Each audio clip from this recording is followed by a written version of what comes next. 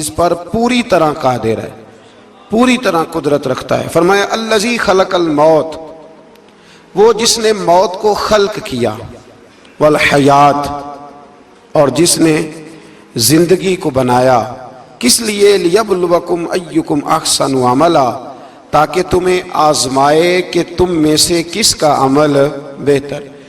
موت اور حیات، پیدا ہوتا ہے انسان، جوان ہوتا ہے، بڑا ہوتا ہے، پڑھائی کرتا ہے، کاروبار کرتا ہے، پتہ نہیں کون سے بد و جزر زندگی میں دیکھتا ہے، تو اللہ نے فرمایا اس کا ایک مقصد ہے۔ مقصد یہ ہے کہ پتہ چلے تم میں سے اچھے عمل کون کرتا ہے، تو ہم یہاں عمل کرنے آئے ہیں۔ قیامت کے دن جو بات ہوگی وہ اعمال کی ہوگی، مکان جائیداد کار کوٹھی کی بات نہیں ہوگی۔ تو اعمال، اچھا عمل، احسن عملہ کے تحت مفسرین نے لکھا ہے کہ کام نیکی کا جب بھی کرو ذرا زیادہ ہی اچھا کر کے کرو۔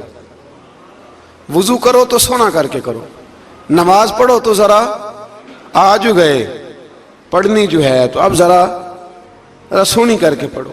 قرآن شریف کی تلاوت کرو تو ذرا پیاری کر کے۔ ذرا میں مدرسے کے بچوں کے ساتھ کبھی کبھی بیٹھتا ہوں، ان سے بڑا کچھ سیکھنے کو ملتا ہے، تو کبھی کوئی بات ان کو کہنے کا بھی موقع ملتا ہے، تو میں انہیں کہا کرتا ہوں کہ ہمارے بزرگ، میری اماں جی جب قرآن مجید کھولتی تھی نا، تو جو وہ رنگ تھا نا بزرگوں کا، حالانکہ وہ حدیثوں میں ہم نے نہیں دیکھا، لیکن وہ کبھی ہم جا کے کوئی بات کرتے تھے نا، تو تلاوت کے دوران تو وہ جلدی سے منہ پہ انگلی رکھتی تھی کہ چپ کرو میں قرآن پاک پڑھ رہی ہوں، اور پھر شنیل کا غلاف، اور پھر اس غلاف کو علیحدہ چومنا، قرآن پاک کو علیحدہ چومنا، اور پھر اس کو ریل میں رکھنا، اور پھر کئی کر کے۔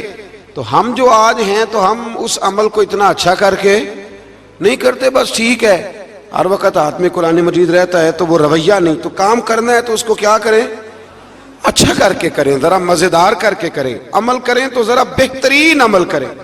لیکن نبی کریم نے یہ نہیں فرمایا کہ میں تمہیں اخلاق سکھانے آیا ہوں، فرمایا میں اخلاق عالیہ کی تکمیل کرنے آیا ہوں۔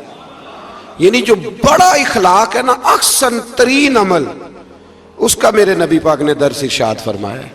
اس کا ایک صحابی نے پوچھا یا رسول اللہ صلی اللہ تعالی علیہ وسلم، بہترین عمل کون سا ہے؟ بہترین عمل؟ تو حضور نے فرمایا بہترین عمل اس بندے کا ہے عمر لمبی ہو پر کام سارے ہی اچھے ہوں۔ یعنی تو احسن طریقے سے زندگی گزارے، اچھے طریقے سے تیرا وقت گزرے۔ تو عمل جب بھی کرے نا، دیکھیں نا، صدقہ اور خیرات کرنا ہے تو تانگ آ کے بھی تو کرنا ہی ہے نا، اور غریب کو 10 چکر گھر میں لگوا کے بھی تو کرنا ہی ہے نا، اس کو 6 دفعہ ڈانٹ کے بھی تو کرنا ہی ہے۔ تو کرنا ہے تو لہذا صحیح کر کے کر دو۔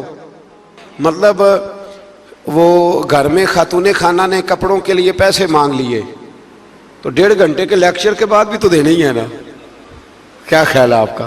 تو اگر وقت پہ دے دیے جائیں تو چلو معاملہ ذرا، یا تو نہ دیں، بات ختم ہو گئی۔ تو اگر آپ نے 1.5 گھنٹے کے شدید احتجاج کے بعد بھی دینے ہی ہیں تو پھر یہ ہے کہ عمل کو اچھا کر کے کر لیں، ذرا اس میں خوبصورتی رہتی ہے۔ اللہ تعالیٰ سمجھنے کی توفیق عطا فرمائے۔ بڑے خوبصورت مضامین ہیں اس سورہ مبارکہ میں۔ آیت نمبر 19 میں اللہ نے فرمایا کہ کیا انہوں نے اپنے اوپر کبھی پر پھیلائے اور کبھی پر سمیٹے ہوئے پرندوں کو نہیں دیکھا؟ کیا تم نے کبھی دیکھا نہیں کچھ پرندے اوپر اٹھتے ہیں تو پر پھیلائے ہوتے ہیں اور کچھ نے پر سمیٹے ہوتے ہیں؟ تو فرمایا ان کو فضا میں رحمان کے علاوہ کو روک نہیں سکتا، صرف ایک رب رحمان ہے جس نے انہیں فضا میں، یار جہاز آپ نے دیکھا ہے اسے کون روکتا ہے؟ آپ یقین کریں کبھی اس پہ بیٹھا بندہ غور کرنے لگ جائے نا میں کہاں ہوں، تو ہو سکتا ہے پریشان ہو جائے۔ کون روک کے رکھتا ہے اسے؟ تو فرمایا یہ رب کی قدرت ہے، جہاں چاہے جس کو چاہے وہیں کھڑا فرما دے۔ یہ اللہ تبارک و تعالیٰ کی قدرت ہے۔ آیت نمبر 20 میں اللہ کی مدد کرنے اور رزق عطا کرنے کا بیان ہے کہ اللہ مدد بھی کرتا ہے تمہاری اور تمہیں رزق بھی عطا کرتا ہے۔ آیت نمبر 23 میں فرمایا کہ اللہ وہ ہے جس نے تمہیں پیدا کیا، تمہیں سننے، دیکھنے اور سمجھنے کی صلاحیتیں عطا کی، مگر بندے بڑے کم ہیں، بڑے کم بندے ہیں جو اللہ کی نعمتوں کا شکر ادا کرتے ہیں۔ یہ سوچنے سمجھنے کی صلاحیت آپ کے خیال میں چھوٹی نعمت ہے؟ بہت بڑی نعمت ہے۔ آپ یقین کریں بعض لوگوں کے پاس سارا کچھ ہوتا ہے لیکن شعور کی دولت نہیں ہوتی۔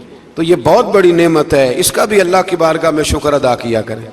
جب اللہ کوئی عقل شعور دے دے تو دوسروں کو بیوقوف سمجھنے کی بجائے نا اس نعمت پر اللہ کا شکر ادا۔ آگے سورہ قلم ہے، اس سورہ مبارکہ کے اندر اللہ تبارک و تعالی نے نا قسمیں ارشاد فرمائیں، اور قسم کھا کے کہا کہ محبوب آپ کوئی مجنون نہیں، آپ کو دیوانے نہیں، یقیناً آپ کے لیے ایسا اجر ہے جو کبھی ختم نہیں ہوگا۔ اور پھر فرمایا وَإِنَّكَ لَعَلَىٰ خُلُقٍ عَظِيمٍ، محبوب جتنے عظیم الشان اخلاق تھے نا ان سب کا ہم نے آپ کو مالک بنا دیا ہے۔ یہ اعلیٰ لفظ اصطلاح ہے، قبضے کے معنی میں آتا ہے عربی میں۔ فرمایا ہم نے آپ کو اخلاق عالیہ کا مالک بنا، جتنے اچھے اخلاق ہیں ان سب کا اللہ نے نبی پاک کو مالک۔ اور سب مفسرین نے بڑا کچھ لکھا، پر بریلی کے امام نے ایک جملہ لکھا تو بڑا ہی شاندار لکھا۔ اعلیٰ حضرت فرمانے لگے کہ اخلاق یہ نہیں کہ جو کام اچھا تھا وہ نبی کریم نے کیا ہے، بلکہ فرماتے ہیں جس جس کو حضور نے کر دیا وہ اچھا ہو گیا، جس جس کو حضور نے کر دیا وہ اچھا۔ فرماتے ہیں رسول کریم کا مسکرانا بھی اچھا ہی ہے، اور کبھی دین کی مخالفوں پر ناراض ہونا بھی اچھا ہی ہے۔ نبی پاک علیہ السلام کا بدر میں تلوار اٹھانا بھی اچھا ہے، اور رسول کریم صلی اللہ تعالی علیہ وسلم کا فتح مکہ کے دن معاف کر دینا بھی، یہ سارا کچھ ہی اچھا ہے۔ بس جس کو حضور جب کرتے گئے وہ اچھا ہوتا گیا۔ اور حضرت عائشہ صدیقہ رضی اللہ تعالیٰ عنہ سے جب کسی نے پوچھا تھا کہ بتائیے نبی کریم علیہ السلام کے اخلاق عالیہ کیسے تھے، تو حضرت عائشہ صدیقہ کہنے لگی تم نے قرآن نہیں پڑھا؟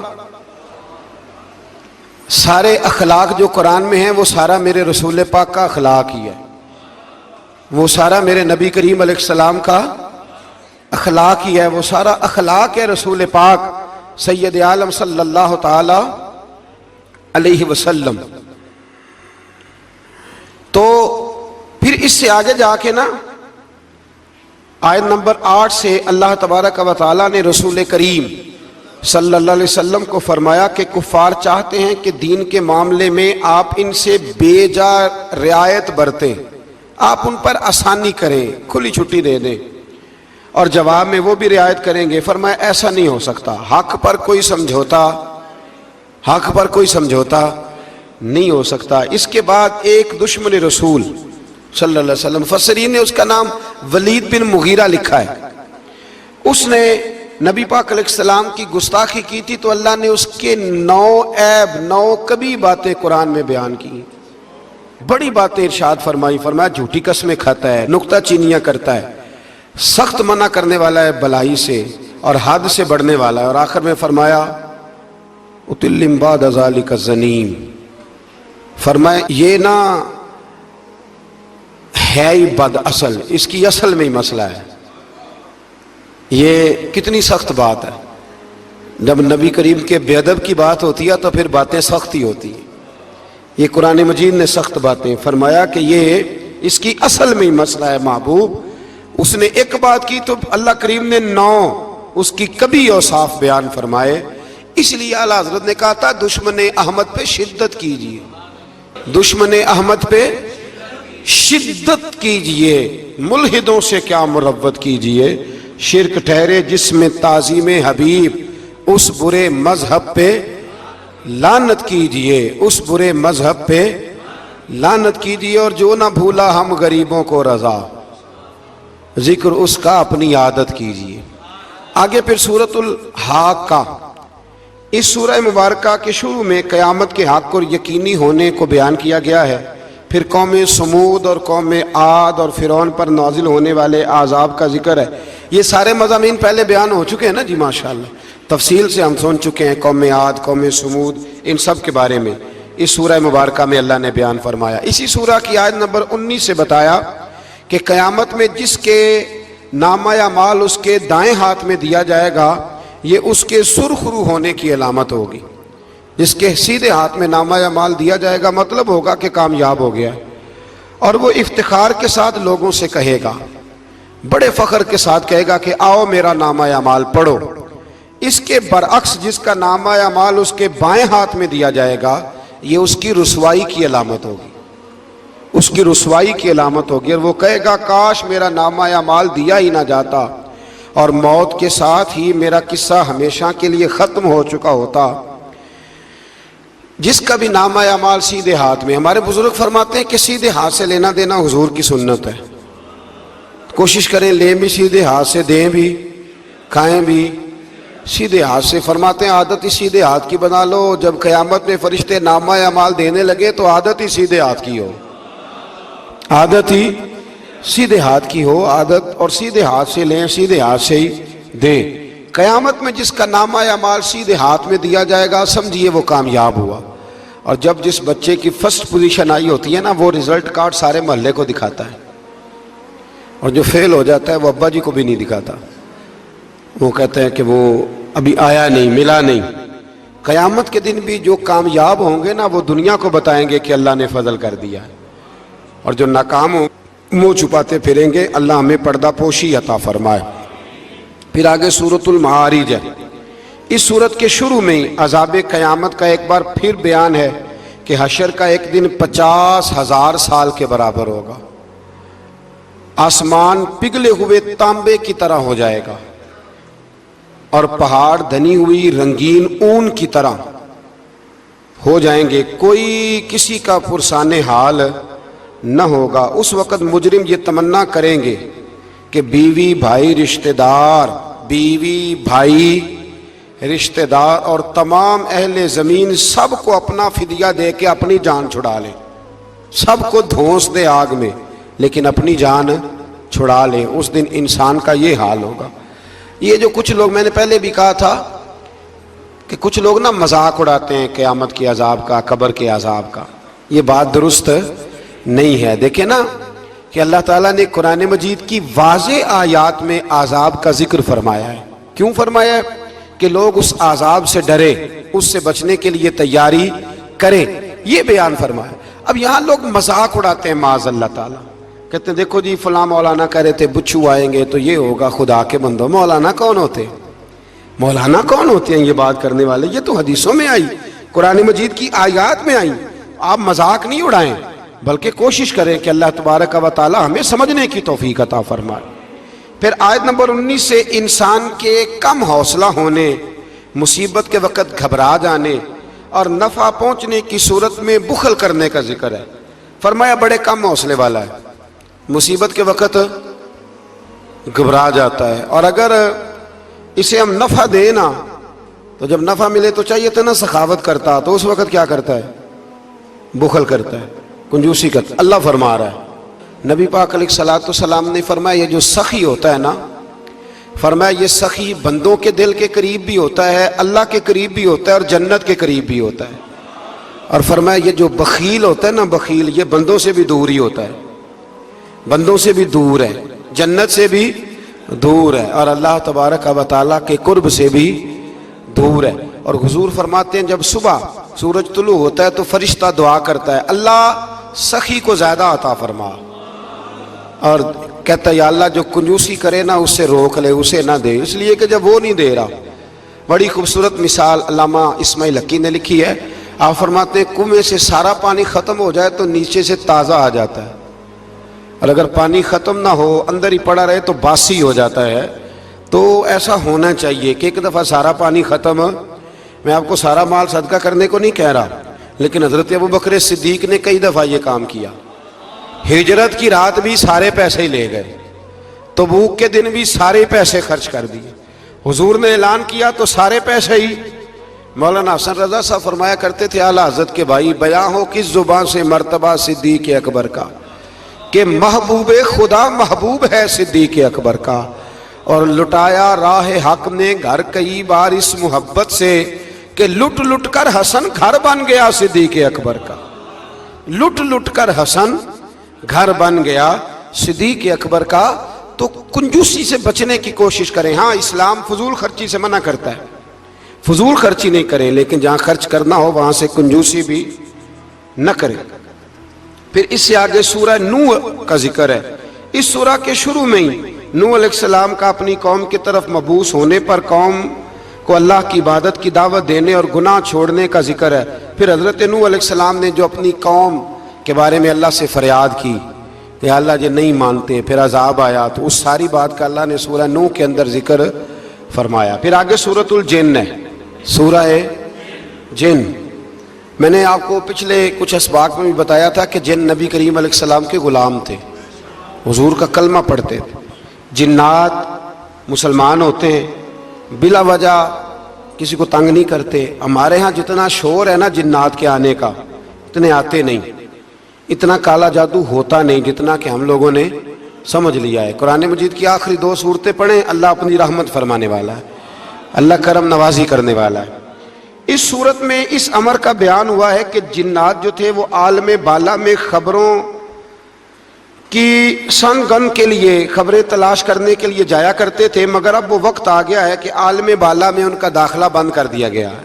ایک وقت تھا کہ جنات خبریں سننے گننے کے لیے چلے جاتے تھے، اب ان کا داخلہ اب وہاں کی خبریں بتا سکتے، یعنی کوئی بابا جی اگر کہہ دینا کہ مجھے جن نے بتایا ہے کہ تیری اتنی روزی ہے، اتنی باندھ ہے، تب تو مر جائے گا، تو یہ بات اس لیے درست نہیں کہ اب جنوں کا وہاں جانا ویسے ہی بند ہو گیا۔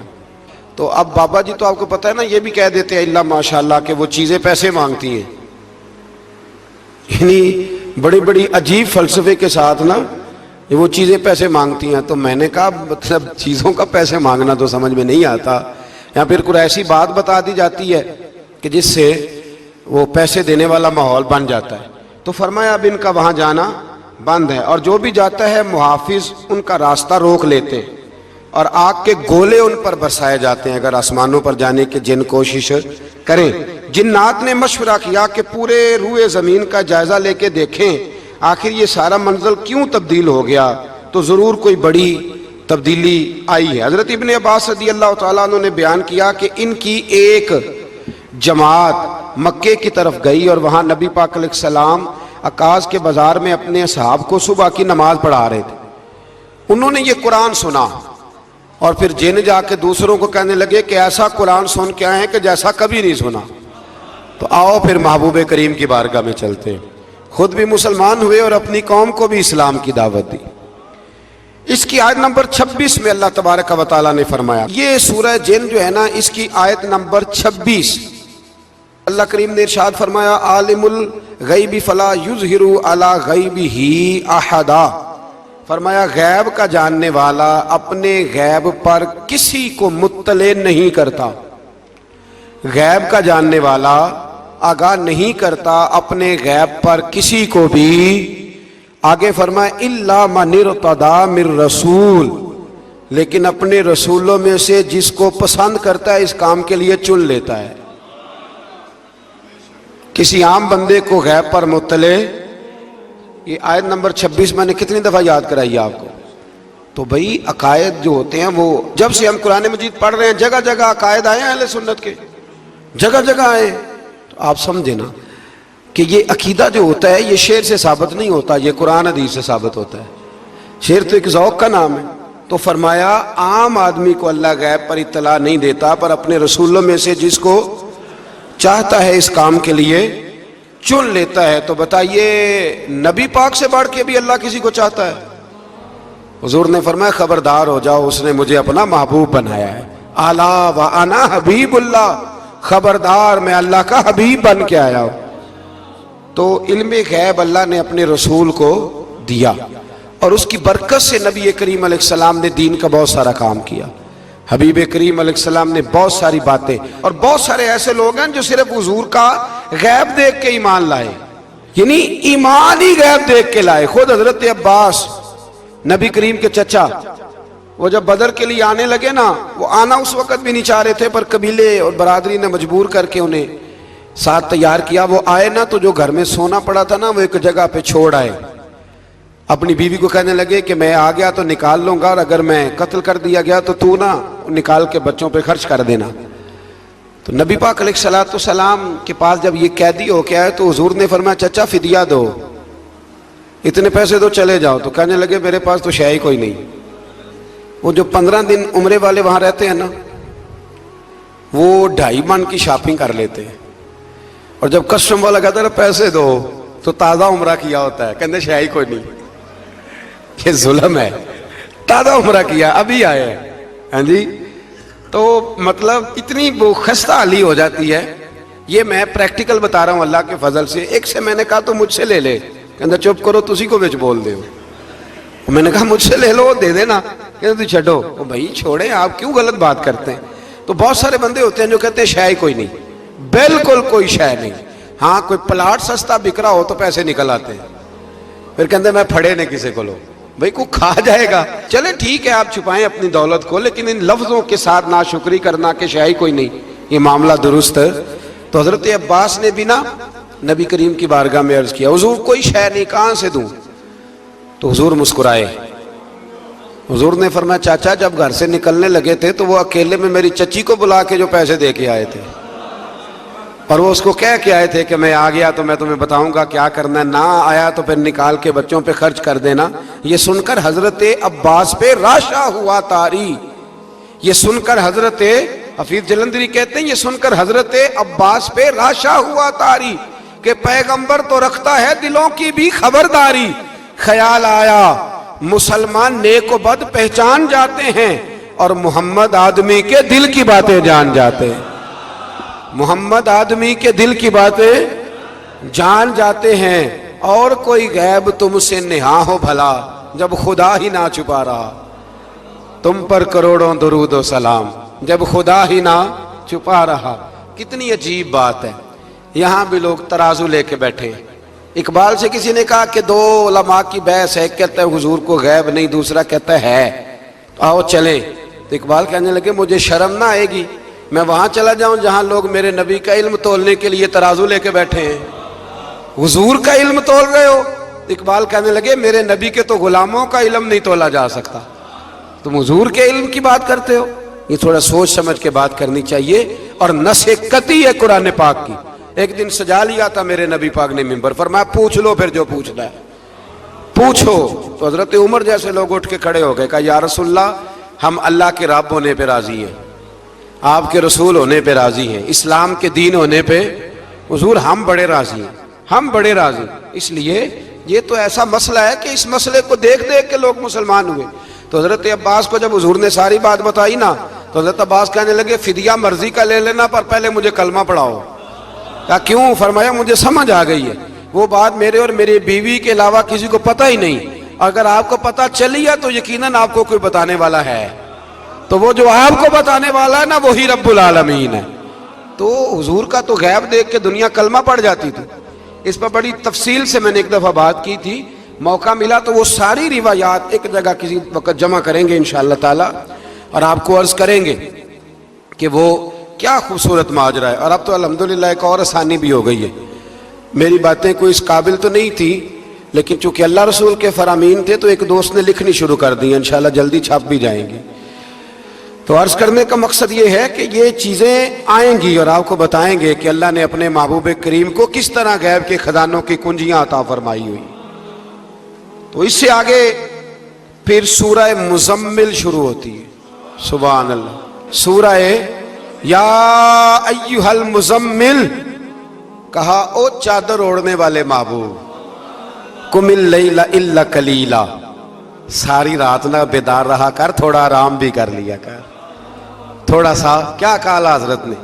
خدا کی رضا چاہتے ہیں دعا لو, خدا چاہتا ہے رضا. اور درویش کہتے ہیں رب آکھیا سونے محبوبہ تیرے 100 ناز اٹھانا ہاں, لوکی میریاں قسماں چاندے نے میں تیریاں قسماں چاہنا.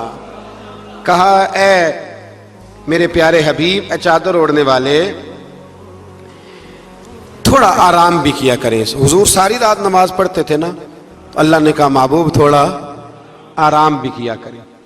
پھر اس میں بڑے خوبصورت چیزیں اللہ کریم نے بیان فرمائی ہیں, قیامت کی ہولناکیوں کا بھی ذکر فرمایا ہے. پھر آخر میں فرمایا کہ تم اپنی بھلائی کے لیے جو کچھ بھی آگے بھیجو گے اس کو اللہ تعالیٰ کے پاس اس سے بہتر اور زیادہ ثواب والا پاؤ گے.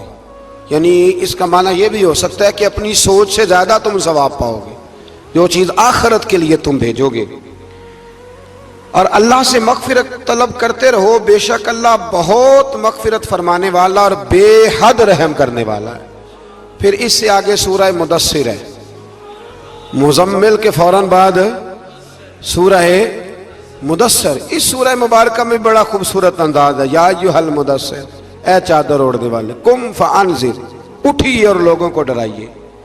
उठिए, आप पैगाम दीजिए, उठिए लोगों को डराइए। उठ बांध कमर क्यों डरता है, फिर देख खुदा क्या करता है। आप उठिए।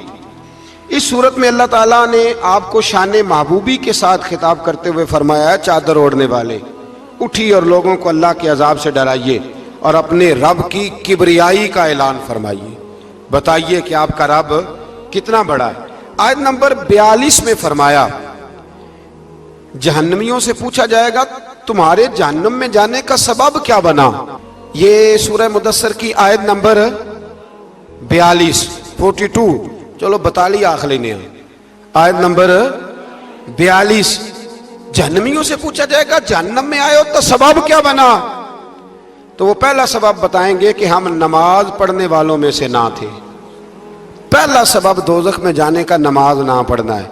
रमजान के बाद भी पढ़ेंगे इंशाल्लाह, और ईद वाले दिन भी पूरी 5 पढ़नी है इंशाल्लाह, पूरी 5। ये नए कपड़े लोगों को बाद में दिखाना, पहले सवेरे पहन के ना रब की बारगाह में जाओ। सवेरे पहन के ना, अल्लामा अब्दुल सत्तार खान न्याजी,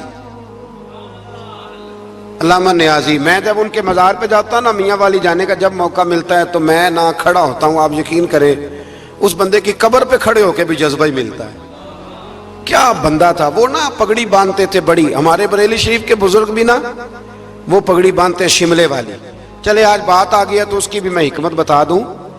वहां ना सिख भी पगड़ी बांधते, तो कपड़ा भी अक्सर एक जैसा ही उनके लिए आता, तो मुसलमान भी खरीद लेते थे। तो वो सिख जो होता है ना, वो शिमला नहीं निकालता, तो उससे फर्क करने के लिए वहां के मशाइख ने ना शिमला निकालना शुरू किया। तो मैं शादी बांधा करता था, तो एक दफा मुझे हजरत मुफ्ती तहसीन रजा साहब रहमतुल्लाह ताला अलैह फरमाने लगे शिमले वाली बांधा करो। तो मैंने कहा हुजूर अब छोटे लोगों को तो अच्छी नहीं ना लगती। तो फरमाने लगे लोगों को थोड़ी दिखानी है, ये तो रसूलुल्लाह की सुन्नत है, तो आप शिमले वाली बांधे। जब हम जो कह रहे हैं, तो मैं भी अक्सर वो पगड़ी बांधता हूँ, और कभी बहुत बड़ी बांधते थे। तो अल्लामा न्याजी पगड़ी बांधते थे, तो जिन लोगों ने देखा बड़ी ऊंची होती थी, और बड़ी ऊंची पगड़ी, और हाथ में छड़ी होती थी, और कभी वो तकरीर करते थे तो जमीन पे लगाते थे, तो पता चलता था कि मर्द बात कर रहा है। और अल्लामा इकबाल के डायरेक्ट शागिर्द थे अल्लामा अब्दुल सत्तार न्याजी, शागिर्द। वो मदीना शरीफ जाने लगे ना, तो किसी ने उनसे कहा न्याजी साहब ये पगड़ी उतार के जाओ, ये पगड़ी उतार के जाओ। तो अल्लामा न्याजी साहब फरमाने लगे क्यों उतार के जाऊं, पहन के जाऊंगा। जब हुजूर की बारगाह में न्याजी का सर झुकेगा तो शिमला भी झुकेगा, और दुनिया को पता चलेगा जिसका सर कभी कहीं नहीं ना झुकता, इस रोजे पे आके उसकी गर्दन भी झुक जाया करती। इसलिए साथ लेके जानी है पगड़ी, ताकि लोगों को पता चले। तो आप नए कपड़े पहन के ना कभी साज संवर के मस्जिद भी जाया करें, खूबसूरत हो के। कुरान मजीद ने कहा गालिबन नामे पारे में है कि नमाज के वक्त जीनत इख्तियार करो, अच्छे बन के। तो नए कपड़े पहन के ना ईद वाले दिन 5 नमाजें पाबंदी से पढ़नी है इंशाअल्लाह ताला। ये राश देखना है इंशाअल्लाह ताला, पता चलेगा कि रमजान के रोजों ने असर किया हमारे ऊपर। तो जहन्नमियों से पूछा जाएगा दोज़ख में आने का सबब क्या बना, तो कहेंगे हम नमाज पढ़ने वालों में से ना थे। और दूसरी बात ये कहेंगे कि हम मिस्कीन को खाना नहीं खिलाते थे।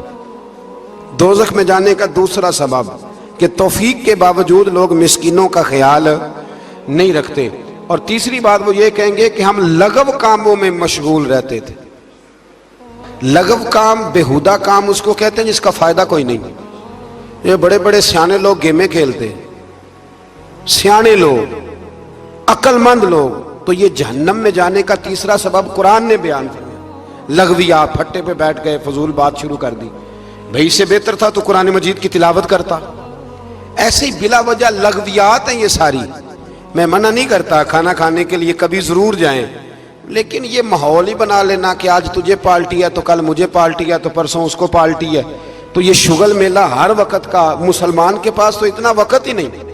एक दोस्त मुझे कहने लगे कि मैं आजकल बड़ा बोर हो रहा हूं। तो मैंने कहा तू असल में फारग है, वरना हमारे पास तो टाइम ही कोई नहीं बोर होने का। बंदा मतलब को फुर्सत मिले तो बोर हो ना, पता नहीं कहां से लोग टाइम निकाल लेते, अब बोर भी हो लेते। तो आप फारिग लगवियात से बचे। लगव काम करना जहन्नुम में जाने का तीसरा सबब है। ये कुरान मजीद ने इस सूरह मुबारका की आयत नंबर 42 में इरशाद फरमाया। اور چوتھے نمبر پر کہیں گے ہم قیامت کے دن کو جھٹلاتے تھے کہ موت ہمارے سر پہ آ گئی۔ یہ چار کام ہیں جو جہنم میں جانے کا سبب بنیں گے۔ نماز نہ پڑھنا، پہلا کام مسکین کو کھانا نہ کھلانا، اور تیسرا لغو اور فضول کاموں میں مشغول رہنا، بالکل کسی کوئی فائدہ ہی نہیں وہ کام کرتے رہنا، بالکل بے معنی بے مقصد کام کرنا۔ اور چوتھے نمبر پہ کہیں گے کہ ہم قیامت کے دن کو، آج بھی کچھ لوگ کہہ دیتے ہیں کہ مریں گے تو دیکھی جائے گی، مثلا کیا دیکھ لیں گے آپ؟ اتنی بڑی جرت، اتنی بڑی، اللہ تعالی ہمیں سمجھنے کی توفیق عطا فرمائے۔ سورۃ القیامہ شروع ہو جاتی ہے جی اس سے آگے۔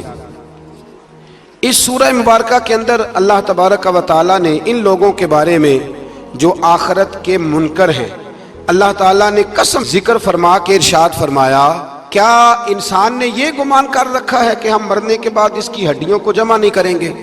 کیوں نہیں؟ ہم اس بات پر قادر ہیں کہ ان کی انگلیوں کے پورے جیسے پہلے تھے ویسے ہی بنا دیں گے، یعنی انگلیاں تک تمہاری جمع کر لی جائیں گی، انگلیاں تک۔ قیامت کے دن تمہیں کسی کی قبر کھلی تو اس کو دیکھا کہ ہڈیوں کا پنجر بن گیا، لیکن اللہ اسے بھی قیامت میں جمع فرمائے گا دوبارہ سے۔ اور وہ مثال میں تیسرے چوتھے پارے میں دے چکا ہوں، جب حضرت ابراہیم علیہ السلام